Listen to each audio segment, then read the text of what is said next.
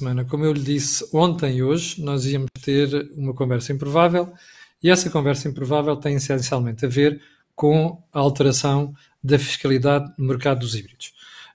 Quero recordar aos espectadores do canal A Cor do Dinheiro que nós já tratámos este tema do ponto de vista estritamente fiscal há cerca de um mês num programa feito com a Vision. Aliás, é um programa novo, criado no canal A Cor do Dinheiro, em que nós analisamos estritamente esta questão. Agora, o problema é que o mercado, entretanto, continua a mudar. E nós temos aqui várias componentes para analisar nesta matéria. Olha, uma delas é porque é que nós mudamos tão frequentemente fiscalidade, que depois acaba por ter um impacto sério nos mercados, seja de automóveis ou outro qualquer. Segundo, como é que isto depois afeta todos os stakeholders do setor? Desde os compradores de carros, alguns deles já tinham encomendado os carros em 2020 e depois vão levar com os carros em 2021 com um valor de fiscalidade completamente diferente. E, finalmente, vamos para o setor em específico, por isso é que está aqui o António Oliveira Martins, que é o Country Manager da LeasePlan, e o Ricardo Silva, que entretanto passou a diretor comercial. Aliás, Ricardo, começo mesmo por dizer parabéns, uma nova função. Vamos ver, do decorrer da conversa, como é que nós podemos analisar o mercado, até tendo em conta estas novas realidades. Bom, António, vou começar por ti. Okay. Surpreendeu-te esta mudança de fiscalidade de 2020 para 2021? Não surpreendeu, porque todos os anos há mudanças surpreendentes, não é? Portanto, a surpresa já não é surpresa. Eu já estou há muito tempo nos automóveis e na LeasePlan e raros foram os anos em que não houve alterações surpreendentes afetando a fiscalidade do automóvel. Portanto, eu diria que isto já faz parte da rotina. Mas eu diria que estamos calejados, mas não satisfeitos com este estado de coisas permanente. Claro. Ricardo, deixa-me voltar a um evento que a LeasePlan organizou recentemente com alguns clientes, em que eu estive a moderar e fiz uma pequena intervenção, e uma das coisas que nós discutimos nesse evento, e foi mesmo no final de 2020, foi que nós, no mercado dos híbridos, que é o que estamos aqui a falar, que são carros a combustão, mas que têm também baterias para alimentar um motor elétrico, neste mercado havia muitas dúvidas sobre o que estava a ser feito, porque com a vantagem fiscal, as empresas vendiam, sobretudo empresas compravam esses carros, mas depois as pessoas não usavam a parte elétrica dos veículos, digamos assim. E, portanto, estavam a ter vantagens do ponto de vista de IVA, estavam a ter vantagens das amortizações e estavam a ter vantagens também do ponto de vista da tributação autónoma, sem que o verdadeiro objetivo dessa viatura híbrida estivesse a ser utilizado. Portanto, esta alteração fiscal tem muito a ver com isso. Tem. Se me permite só uma pequena correção, Camilo, as empresas, pelo menos aquelas com quem nós lidamos, e são bastante representativas do mercado empresarial, diria, pronto, quando vão para o híbrido, têm o cuidado da nossa experiência de garantir depois o utilizador, o híbrido plug-in, especificamente o utilizador, tem condições para carregar. Pronto, e esse é logo um problema. E falando um pouco do estudo, o principal fator que o estudo que deu origem à proposta de lei promovida pelo PAN, que é um estudo da TIE, Transport and Environment, pega precisamente por aí, porque afirmando que os governos devem alterar a política fiscal porque há uma menor utilização do modo elétrico, do automóvel. Só que esqueceu-se de um pormenor, que é para as pessoas que utilizarem o modo elétrico têm que conseguir carregar. E como nós sabemos, a infraestrutura de carregamento, que é uma luta de há muito tempo, tem sido muito lenta. Agora tem havido alguns erros, mas tem sido lenta. E 50% dos portugueses não conseguem carregar em casa. E, portanto, é muito fácil colocar o ónus do lado do utilizador quando a montante não se resolve o problema para o consumidor. E, portanto, as empresas vão pelos benefícios fiscais, como é óbvio, incentivado pela política fiscal, mas tem que se reunir as condições. E a nossa experiência é que tem o cuidado, normalmente, de garantir que o utilizador do híbrido, plug-in, tem condições para carregar. Até porque há um aspecto muito importante. Se não for utilizado o modo elétrico, o custo de utilização do carro sobe bastante por via do consumo de combustível. E, portanto, por aí há um incentivo a utilizar o modo elétrico.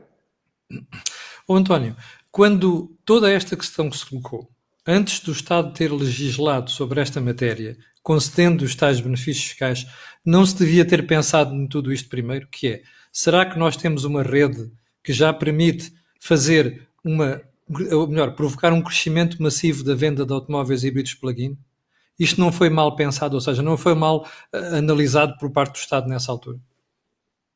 Mas, Camilo, eu penso que é sempre assim. É verdade, porque lembro-me que há uns anos o Todo Terreno não se percebeu que as questões de ISV iriam levar a uma relativa despenalização do Todo Terreno, as vendas dispararam e depois reagiu-se.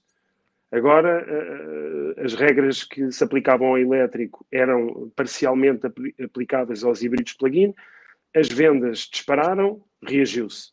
Isto é uma questão de foco. O automóvel é sempre um alvo muito fácil. É a galinha do gestor da fiscalidade, no final. E há muita demagogia, Camilo. Eu acho que nós devíamos contextualizar a venda de ligeiros de passageiros novos, e depois até vamos a um subgrupo, que é os híbridos, no meio de tudo. O desafio da redução das emissões, na realidade, o setor dos transportes representa 25%. É verdade. Os ligeiros de passageiros, porque os transportes não é só os ligeiros de passageiros, são os pesados, é os aviões, é os navios. Os ligeiros de passageiros, que de facto em quantidade são bilhões, porque no fundo estamos a falar do carro particular, representam metade disso, 12,5%. Normalmente a idade média do parque é 10, 12 anos, portanto as vendas de novos representam menos de 10% desse volume de 12,5%. Portanto, quando o foco está totalmente na venda de novos e não, por exemplo, em rapidamente acelerar o abate dos carros, sim, esses muito poluentes, que são os carros de há 20 anos, que nós vemos todos a circular aí com um rastro de fumo preto, isso é que era uma política fiscal amiga do ambiente. Conseguir que esses carros fossem abatidos rapidamente e deixassem de atirar CO2 para a atmosfera. António, daí a questão da demagogia, não é? Porque isto é claramente demagogia misturada com política fiscal. Completamente. Ricardo, deixa-me voltar a ti para colocar esta questão. Eu tive uma série de espectadores, por isso é que nós fizemos aquele programa com a Visão há cerca de um mês.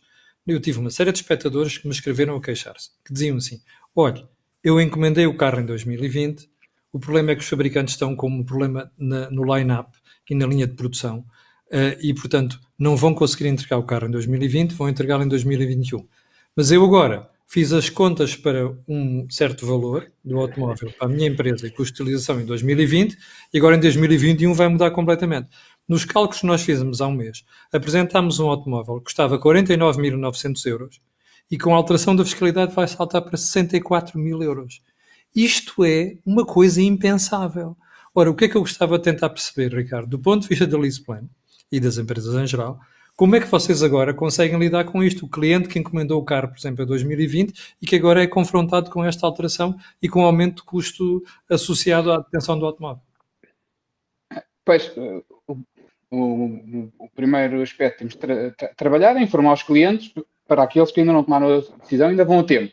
Sim. Os que tomaram a decisão não têm grandes alternativas senão aguentar a dor e tentar economizar por outra via, tentando encontrar, depende da forma de financiamento, mas tentando encontrar alternativas para baixar os custos de utilização do automóvel, ou para utilizar mais o modo elétrico, ou para procurar prazos mais eficientes, mas depois da escolha estar feita e do carro ter sido entregue, já não há muito a fazer. E vocês, isto não se ressentiu depois no comportamento do cliente face à própria LeasePlan? Ou seja, vocês não assistiram a uma quebra de procura por parte destes veículos? Não necessariamente, porque felizmente foi emendado à mão, porque não sei se recorda, a proposta original contemplava a utilização em modo elétrico no ciclo urbano, no ciclo misto. Depois, inicialmente tinha até 80 km de autonomia, que havia 2 carros no mercado a fazerem 80 km, corrigiu-se para 50, depois percebeu-se que os 50 mesmo assim deixavam uma parte fora, corrigiu-se para o ciclo urbano para tentar conseguir acomodar um maior leque de carros e, felizmente, assim, ainda existem ofertas em quantidade suficiente para servir. O problema aqui é a incerteza, porque hoje são 50, para o ano são 70. Pronto, e isso chega a ser caricato porque é antagónico à política ambiental defendida, porque estamos a desincentivar a procura com base na incerteza. Mas não se sentiu, felizmente Portugal tem sido pioneiro em matéria de híbridos plug-in e de elétricos, e ainda não se sentiu essa desaceleração na procura, agora obviamente para carros com maiores autonomias e com uma dose de incerteza maior. Pois. António, uma das coisas que nós temos falado nos últimos meses, e fica particularmente evidente nas conversas que já tive contigo, a LeasePlan está a fazer uma reorientação. Ou seja, daquilo que era uma aposta maciça nos motores a combustão, seja gasolina, seja gasóleo, está-se a transitar para um novo modelo, Sim. que é a questão de eletrificação, seja com automóveis puramente elétricos, como é o caso dos Tesla que vocês vendem, ou mesmo o caso de automóveis híbridos plug-in. Ora, toda esta nebulosa, que é legisla hoje de uma maneira, legisla hoje amanhã de outra, como dizia agora o Ricardo, agora é uma fiscalidade, não sabemos se no próximo ano vão ser 70%. Isto não altera também aquilo que é esta mudança estratégica da própria empresa e não prejudica isso? Acho que fica mais difícil apontar caminhos inequívocos para essa transição que inevitavelmente terá que ser feita. Ninguém tem dúvidas, com certeza, que quando as vendas de elétricos dispararem, vai haver um janeiro qualquer em que vai haver uma surpresa em relação à fiscalidade dos elétricos. Não é? Ninguém tem dúvidas disso. Eu acho que as decisões, obviamente que acabam por ser influenciadas pela política fiscal e é um dos objetivos dessa mesma política, para além da obtenção de receita, é orientar o mercado em determinados sentidos, mas eu diria que as empresas devem ter razões mais fortes do que... As empresas e os particulares devem ter razões mais fortes do que propriamente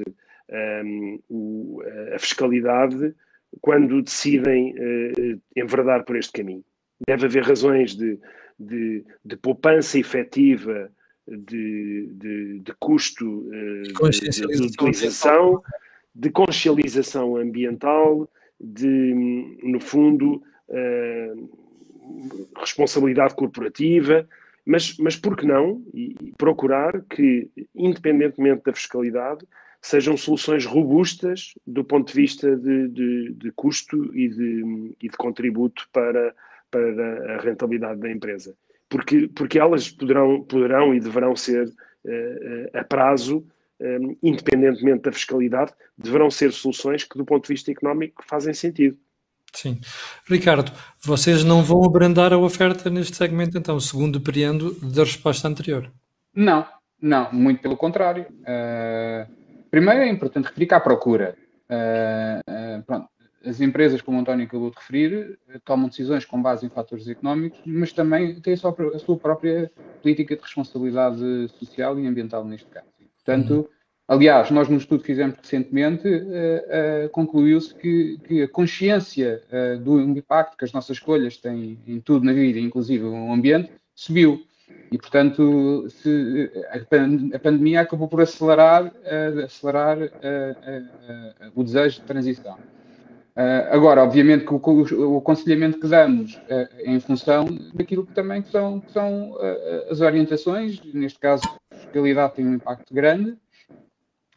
Os elétricos, como o António referiu, há um aspecto importante, também não há oferta suficiente. E, portanto, um dos argumentos era transitar dos plug-in, forçar a transição dos plug-in para os elétricos, mas não há oferta suficiente para servir os clientes. Também não há rede de carregamento propriamente ajustada a isso. Não há rede, não há oferta e, portanto, o caminho faz caminhando. E é importante não cortar as pernas ao caminho. Foi o que acontece cada vez que há alterações deste género. António, vou voltar. Diz, António. Não, ia só acrescentar uma coisa que eu acho que também foi negligenciada nesta decisão e houve alguma miopia, que é,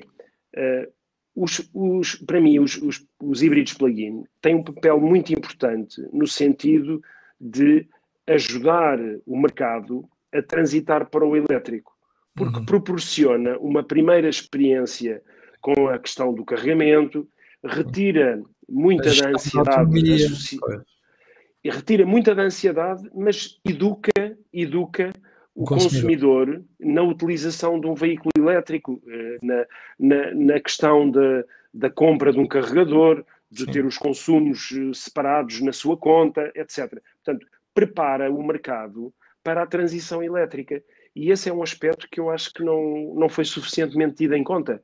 É importante. Todos nós sabemos que o híbrido plug-in precisamente por causa disso. Não é o ponto de chegada, mas é importante na transição. Sim.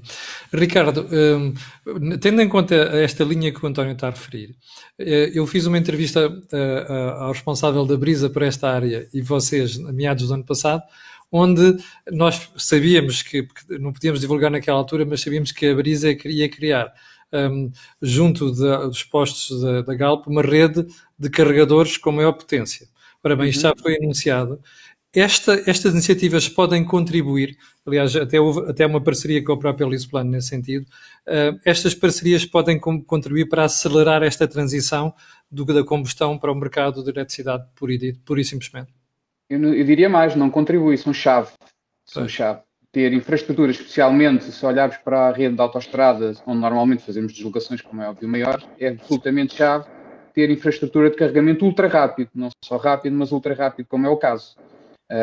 Porque estamos a falar de carregar um carro em 30 minutos, um carro com uma autonomia simpática, no pior cenário, e portanto são absolutamente chave para essas deslocações, porque deslocações pendulares na cidade não há tema.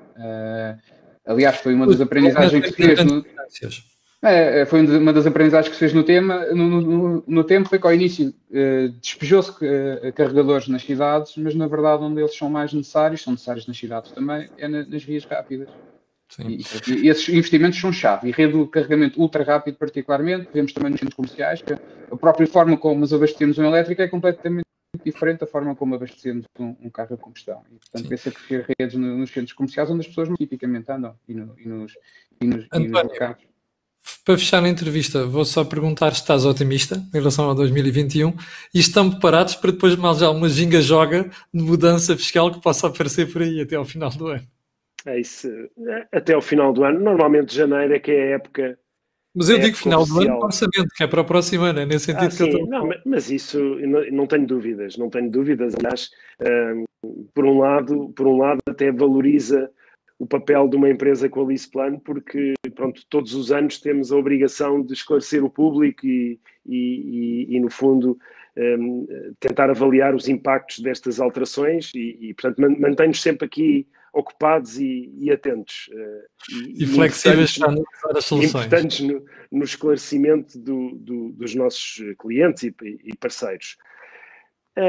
Eu tenho um otimismo moderado relativamente a 2021. Pronto, o ano de 2021 penso que tinha condições para ser um ano para, no fundo, esquecermos o 2020. E complicou tudo.